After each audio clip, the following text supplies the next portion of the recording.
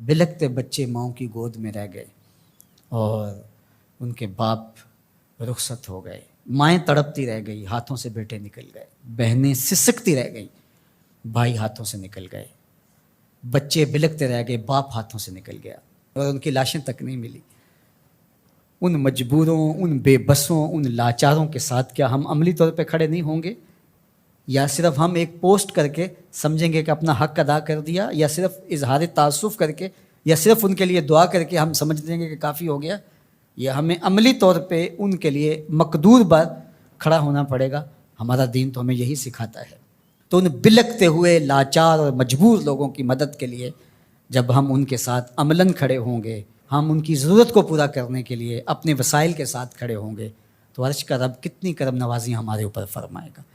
اس لیے میں آپ سے کہوں گا کہ مختلف محلوں میں مختلف مساجد کی انجمنیں باقاعدہ فنڈ کر کے باقاعدہ وہاں جا کر کے ان لوگوں کی مدد کریں، عملی مدد کریں، اور اس میں دیر نہ کریں۔ وقت بڑی تیزی کے ساتھ گزر رہا ہے، ان کا ایک ایک لمحہ بڑا قیمتی ہے۔ ایک وقت کا کھانا کھایا ہے تو دوسرے وقت کا کھانا نہیں ہے۔ کھلے آسمان تلے پڑے، وہاں خیموں کی ضرورت ہے، وہاں ادویات کی ضرورت ہے، وہاں پکے ہوئے کھانے کی ضرورت ہے۔ تو ہر بندہ جس کو اللہ نے توفیق دی ہے وہ ان کی فوری مدد کے لیے بھی پہنچے، اور ان لوگوں کی ضرورت جو اس سیلاب کے ریلوں کے گزر جانے کے بعد ہے، بعد میں بیٹھ نہ جائے، بعد میں بھی ان کے مدد کے لیے کوئی 1 مکان تعمیر کر رہا ہے، کوئی 2 مکان تعمیر کر رہا ہے، کوئی 10 مکان تعمیر کر رہا ہے۔ میں یہ کہہ رہا ہوں کہ ہر مسجد کے نمازی مل کے ایک ایک مکان اپنے ذمے لے لیں تو پاکستان کے اندر جو لاکھوں مساجد ہیں تو لاکھوں مکان ان کے بن جائیں گے۔ صرف مسجدوں کے نمازی مل کے، پورا محلہ 200 500 300 گھروں کا ایک محلہ ہوتا ہے، تو صرف وہ ایک ایک مکان اپنے ذمے لے لیں۔ یہ جتنے سکول ہیں، سرکاری ہیں، پرائیویٹ سکول ہیں، یہ ایک سکول 1 2 3 3 مکان اپنے ذمے لے لیں۔ ہر فیکٹری اپنے ذمے ایک ایک مکان لے لے۔ یہ جتنے پیٹرول پمپ بنے ہوئے ہیں، یہ 1 1 2 2 4 4 جو ہے وہ مکان اپنے ذمے لے لیں۔ پیران الزام 2 2 4 4 10 10 مکان اپنے ذمے لے لیں۔ ہر آستانہ اپنے ذمے مکانات لے لیں۔ تنظیمات الگ جو کام کر رہی ہیں، اللہ ان کو مزید توفیقات سے نوازے، جن کو توفیق نہیں وہ بھی اس کام میں آگے آئیں۔ تو یہ کوئی اتنا بڑا کام نہیں، ہم کھڑے کر سکتے ہیں اپنے بھائیوں کو۔ انصار مدینہ کی مثال ہمارے سامنے موجود ہے۔ یہ جو قافلے آئے تھے مکہ المکرمہ سے تو سب کو چھوڑ کے آگے تھے، حضور نے ایک کو ایک کا بھائی بنا دیا، مواقعات مدینہ اسے کہتے ہیں۔ تو انہوں نے آدھا آدھا سامان، اپنے باغ، اپنی ساری چیزیں آدھی آدھی ان کے سپرد کر دی کہ آپ ہمارے بھائی ہیں۔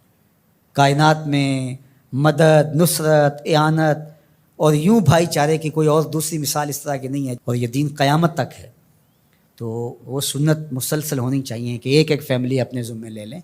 اللہ نے آپ کو عافیت میں رکھا ہے، اللہ کے حضور اس نعمت کا شکرانہ ادا کرنا ہوگا، عملاً بھی، قولاً بھی، رویتاً بھی، اور اپنے وسائل اور اپنے مال کے ذریعے۔ اس وقت میں پاکستان کے مخیر حضرات سے بالخصوص اور عوام الناس سے بالعموم مخاطب ہوں۔ ملک کے اندر جو سیلاب کی صورتحال ہے اس سے آپ اچھی طرح باخبر ہیں۔ جس طرح تباہی مچائی ہے اس سیلاب نے، جس سے مالی نقصان بھی اور جانی نقصان بھی بہت زیادہ ہوا ہے۔ لوگوں کے پاس رہنے کے لیے مکان تو نہیں رہے تھے، لوگوں کے پاس نہ خوراک ہے، نہ سائباں ہے، اور نہ دیگر ضروریات زندگی انہیں میسر ہیں۔ تو ایسے موقع پر اللہ نے جن لوگوں کو عافیت میں رکھا ہے اور جو اللہ جل شانہ کی طرف سے نوازے گئے ہیں، میں ان سے گزارش کروں گا کہ اس مشکل وقت میں اپنے ان بھائیوں کے ساتھ کھڑے ہوں، ان کی ڈھارس بندھائیں اور ان کی فوری مدد کے لیے پہنچیں۔ پاکستان بھر سے لوگ عملی طور پہ ان کے ساتھ کھڑے ہوں، بلکہ میری آرزو یہ ہوگی کہ پاکستان کی تمام مساجد سے ان کے لیے فنڈنگ ہو اور لوگوں کو ترغیب دی جائے اور اللہ کے حضور دعائیں کی جائے کہ مشکل کی اس گھڑی کو وہ ہمارے لیے آسان فرمائے اور پاکستان اس وقت جس مشکل اور گمبھیر صورتحال میں مبتلا ہے اللہ اس سے جلد نجات بخشے۔ ہر مسجد اپنے ذمے اگر کچھ لوگوں کی کفالت اور ان کو اس وقت فوری خوراک کی، خیمہ جات کی دوائیوں کی ضرورت ہے وہ بہم پہنچانے کا اہتمام کرے تو پاکستان کے اندر پھیلی ہوئی مساجد ہی ان کے دکھوں کا مداوع کر سکتی ہیں۔ اسی طرح جو اہل خیر حضرات ہیں وہ بھی اپنے مال کو اس راستے کے اندر پیش کریں۔